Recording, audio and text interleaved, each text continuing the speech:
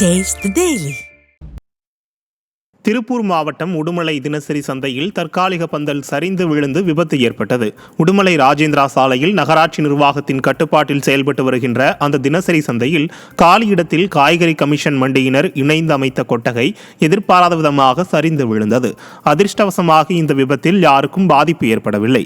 இதையடுத்து சந்தையில் போதிய அடிப்படை வசதி செய்து தரவும், காலியிடங்களில் கடைகளை கட்டித்தரவும், நிலுவையில் உள்ள கட்டுமான பணியை விரைந்து முடிக்கவும் வணிகர்கள் கோரிக்கை விடுத்துள்ளனர். மயிலாடுதுறை நகராட்சிக்குட்பட்ட புதுத்தெரு சாலை பாதாள குழிகளாக காட்சியளிப்பதால் வாகன ஓட்டிகள் அவதியடைந்துள்ளனர். இந்த சாலையை ஏராளமானோர் பயன்படுத்தி வரும் நிலையில் கடந்த சில தினங்களாக பெய்த மழையால் இந்த சாலை இப்படி மாறியுள்ளதாக குற்றம் சாட்டிய பொதுமக்கள் இது தொடர்பாக நகராட்சி நிர்வாகத்திடம் புகார் அளித்தும் எந்த நடவடிக்கையும் எடுக்கவில்லை என்று குற்றம் சாட்டினர். திமுக அரசின் செயல்பாட்டிற்கு இந்த சாலை ஒரு உதாரணம் என்று பொதுமக்கள் வேதனை தெரிவிக்கின்றனர். கள்ளக்குறிச்சி அரசு மருத்துவக் கல்லூரி மருத்துவமனையில் பாதுகாவலர்கள் போராட்டத்தில் ஈடுபட்டதால் பரபரப்பு ஏற்பட்டது. கள்ளக்குறிச்சி அரசு மருத்துவக் கல்லூரி மருத்துவமனையில் பாதுகாவலராக குழந்தைகள் நலப்பிரிவில் பணியாற்றி வந்த சிறுவங்கூர் கிராமத்தைச் சேர்ந்த மாரியம்மாள் என்பவரை மருத்துவமனைக்கு வந்த நோயாளியின் உறவினர் உலகநாயகி என்பவர் தாக்கியதாக கூறப்படுகிறது. இந்த தாக்குதலை கண்டித்து பாதுகாவலர்கள் 100க்கும் மேற்பட்டோர் பணி புறக்கணித்து சாலை மறியல் போராட்டத்தில் ஈடுபட்டதால் பரபரப்பு ஏற்பட்டது. புதுக்கோட்டையில் தஞ்சை மாவட்டம் மல்லிப்பட்டினம் ஆசிரியை படுகொலை செய்யப்பட்டதை கண்டித்து ஆசிரியர் இயக்கங்களின் கூட்டு நடவடிக்கை குழு சார்பில் கண்டன ஆர்ப்பாட்டம் நடைபெற்றது. புதுக்கோட்டை திலகர் திடலில் நடைபெற்ற இந்த ஆர்ப்பாட்டத்தில் ஆசிரியர்களுக்கு பணி பாதுகாப்பு சட்டம் இயற்ற வலியுறுத்தப்பட்டதுடன் இறந்த ஆசிரியைக்கு மெழுகுவர்த்தி ஏந்தி இரங்கல் தெரிவிக்கப்பட்டது. இந்த ஆர்ப்பாட்டத்தில் ஏராளமான ஆசிரியர் சங்க நிர்வாகிகள் பங்கேற்றனர்.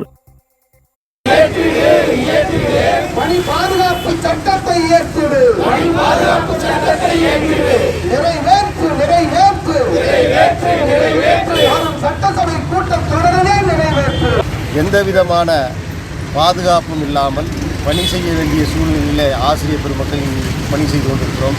தமிழக அரசானது உடனடியாக ஆசிரியர் பெருமக்களுக்கு பணி பாதுகாப்பை வழங்க வேண்டும். புதிய பணி பாதுகாப்பு சட்டத்தை இந்த சட்டமன்ற கூட்டத்தொடரிலே உருவாக்கி ஏற்படுத்தி தர வேண்டும்.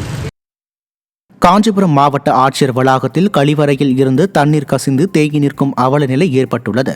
காஞ்சிபுரம் மாவட்ட காவல் கண்காணிப்பாளர் அலுவலக நுழைவு வாயில் பகுதியில் கட்டிடம் சேதமடைந்து அங்குள்ள கழிவறையும் சிதிலமடைந்து உள்ளது. இந்த கழிவறையில் இருந்தும் முதல் மாடியில் உள்ள கழிவறையில் இருந்தும் தண்ணீர் கசிந்து தரைத்தளத்தில் தேங்கி நிற்கிறது. இதனால் சுகாதார சீர்கேடும் ஏற்படும் அபாயம் இருப்பதாக அரசு அதிகாரிகள் கவலை தெரிவித்துள்ளனர். திறனற்ற திமுக ஆட்சியில் அரசு அலுவலகங்கள் உரிய பராமரிப்பு இன்றி எப்போது இடிந்து விழுமோ என்ற நிலையில் உள்ளதாக மக்கள் அச்சம் தெரிவித்துள்ளனர். தூத்துக்குடி மாவட்டத்தில் 4 வயது சிறுமியிடம் பாலியல் சீண்டலில் ஈடுபட்ட நபருக்கு 7 ஆண்டுகள் சிறை தண்டனை விதித்து போக்சோ சிறப்பு நீதிமன்றம் உத்தரவிட்டது. கடந்த 2022ஆம் ஆண்டு தொடரப்பட்ட போக்சோ வழக்கில் குற்றவாளியான பெர்க்மன்ஸ் என்பவருக்கு 7 ஆண்டுகள் சிறை தண்டனையும் 10,000 ரூபாய் அபராதமும் விதித்து தூத்துக்குடி போக்சோ சிறப்பு நீதிமன்ற நீதிபதி உத்தரவிட்டார்.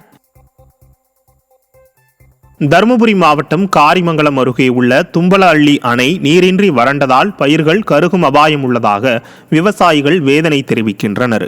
இந்த அணையின் மூலம் சுமார் 4000 ஏக்கர் விவசாய நிலம் பாசன வசதி பெற்று வரும் நிலையில் கடந்த 4 ஆண்டுகளாக தண்ணீரின்றி குட்டை போல் காட்சியளிக்கிறது.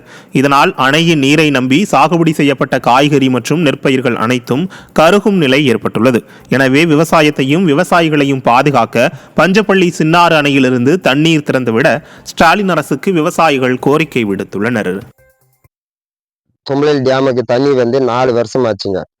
4 வருஷத்துல தண்ணி வறண்டு போயிடுச்சு. இப்போ 1 வருஷத்துல தண்ணி இருந்து போயிடுச்சு. இப்போ இருக்கிற தண்ணி விவசாயிகளுக்கு கரும்பு, நெல், வாழை தோட்டம் எல்லாமே இப்போ வறண்டு போயிடுச்சதுனால குடிநீர் தண்ணி பாதிக்க ரொம்ப படுது. குடிநீருக்கே தண்ணி இல்லை, ஒட்டையில தான் இருக்குதுங்க. இப்போ கலெக்டருக்கு மனு கொடுத்தோம், இதுல எம்எல்ஏ கிட்ட கொடுத்தோம், மினிஸ்டர் கிட்ட கொடுத்தோம். எல்லாருமே கொடுத்து யாரும் எந்த நடவடிக்கையும் எடுக்கவில்லை.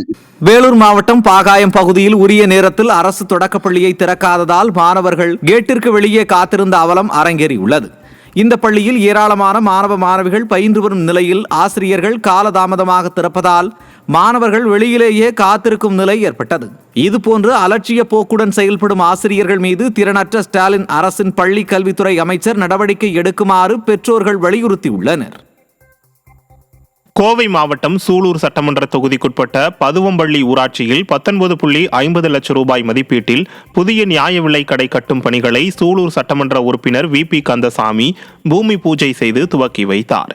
பொதுமக்களின் நீண்ட நாள் கோரிக்கையை நிறைவேற்றும் விதமாக நடைபெற்ற இந்த நிகழ்ச்சியில் அனைத்து உலக எம்ஜிஆர் மன்ற துணை செயலாளர் தோப்பு க அசோகன், மாவட்ட ஊராட்சித் தலைவர் காந்திமதி உள்ளிட்ட ஏராளமான கழக நிர்வாகிகள், பொதுமக்கள் பங்கேற்றனர். சேலம் மாவட்டம் ஏற்காட்டில் கடும் பனிமூட்டத்துடன் கூடிய சாரல் மழையால் பொதுமக்களின் இயல்பு வாழ்க்கை வெகுவாக பாதிக்கப்பட்டுள்ளது. ஏற்காட்டில் கடந்த சில நாட்களாகவே சாரல் மழை மற்றும் கடும் பனிமூட்டம் நிலவி வருகிறது. இந்த நிலையில் சுற்றுலா பயணிகள் கடும் குளிர் மற்றும் சாரல் மழையையும் பொருட்படுத்தாமல் உற்சாகமாக படகு சவாரி செய்து மகிழ்ந்தனர். இந்த பனிமூட்டம் காரணமாக ஏற்காடு மலைப்பாதையில் வாகன ஓட்டிகள் முகப்பு விளக்குகளை எரிய விட்டபடி சென்றனர். தருமபுரி மாவட்டம் பாலக்கோடு அருகே விவசாய பயிர்களை நாசம் செய்யும் காட்டுப்பன்றிகளை கட்டுப்படுத்தாத வனத்துறையினரை கண்டித்து போராட்டம் நடைபெறும் என விவசாயிகள் எச்சரித்துள்ளனர். பாலக்கோடை சுற்றிய வனப்பகுதி கிராமங்களின் விவசாய பயிர்களையும் கால்நடைகளையும் வனவிலங்குகள் சேதப்படுத்துவது குறித்து பலமுறை கோரிக்கை விடுத்தும் வனத்துறையினர் கண்டுகொள்ளாமல் உள்ளனர். இந்த நிலையில் சென்னப்பன் கொட்டாய் பகுதியில் 2 ஏக்கர் நிலத்துக்கு பயிரிடப்பட்டிருந்த நாட்டு சோளத்தை காட்டுப்பன்றிகள் மேய்ந்து சேதப்படுத்தியதை தொடர்ந்து விவசாய பயிர்களுக்கு உரிய நஷ்டஈடு வழங்க வேண்டும் என்றும், தவறும் பட்சத்தில் சாலையில் இறங்கி போராட்டத்தில் ஈடுபட போவதாகவும் விவசாயிகள் எச்சரித்துள்ளனர். வானத்தை நம்பி தான் பொழைக்கிறங்களே தவிர எங்களுக்கு நிலத்தடி நீரை நம்பி எல்லாம் பொழைக்கிறது. வானம் பொழிஞ்சாதான் நாங்கள் வேலை. அது விரைச்சிருக்கிறங்க. அந்த 2 ஏக்கரா நிலத்துலையும் பன்னி இப்போ 1 வார காலமாக காட்டு பண்ணி 30க்கும் மேற்பட்ட பன்னி பூரா அடித்து மேய்ச்சி தூசி கீரை பூரா தின்னுட்டே போயிடுச்சு. திருப்பி இன்னைக்கு நைட்டும் வந்துருச்சு. 2வது இந்த சமாச்சாரத்தை போய் வனத்துறை கேட்ட இந்த பன்னி வரதை தடுங்கன்னு சொல்லி போட்டு பலமுறை முறையிட்டும். Forest office, range office, DAP office ஏறியும் போய் முறையிட்டு பார்த்துங்க. எந்த பலனும் கிடைக்கல. ராணிப்பேட்டை மாவட்டம் மோகனவரம் கிராமத்தில் புதிய கல்குவாரி அமைவதை எதிர்த்து 500க்கும் மேற்பட்டோர் வீடுகளில் கருப்பு கொடி கட்டி போராட்டத்தில் ஈடுபட்டனர். மோகனவரம் கிராமத்தில் விதிமுறைகளை மீறி செயல்படும் கல்குவாரிகளால் ஏற்கனவே வீடுகளில் விரிசல் ஏற்படுவதோடு விவசாயமும் கால்நடை வளர்ப்பும் கேள்விக்குறியாகியுள்ளது. இந்த நிலையில் புதிய கல்குவாரி அமைக்க தனியார் நிர்வாகம் முயற்சிப்பதற்கு எதிர்ப்பு தெரிவித்து 500க்கும் மேற்பட்டோர் தங்களது வீடுகளில் கருப்பு கொடி கட்டி போராட்டத்தில் ஈடுபட்டனர். அவங்க வெடிக்கும் போது ஒவ்வொரு வாட்டியும் அந்த சீலிங் கொட்டி தான் அந்த மாதிரி ஆனதே காரணம். அவங்க வெடித்த வெடி தான் அதுக்கான முக்கிய காரணம். அவங்க வெடிக்கும் போது அதுலேருந்து செதற கற்கள் எங்கள் வீடு வரைக்கும் கூட வரும். எங்கள் மாட்டுக்கு மேலே விழும். எங்கள் மாடு சாப்பிட்ற அந்த புற்கள்லாம் கூட டஸ்ட் ஆகும். அவ்வளோ பொல்யூஷன் ஆகுது. நாங்கள் இதுக்கான எவ்வளோ முறையை நாங்கள் எல்லார்கிட்டையும் கம்ப்ளைண்ட் கொடுத்தோம். யாரும் எந்த ஸ்டெப்பும் எடுக்கல. நாய்ஸ் பொல்யூஷன்லேருந்து டஸ்ட் பொல்யூஷன், ஒரு சுற்றுப்புற சூழல் பொல்யூஷன் எல்லாமே இதில் இருக்குது. எங்களோட விவசாயமும் பாதிக்கப்படுது.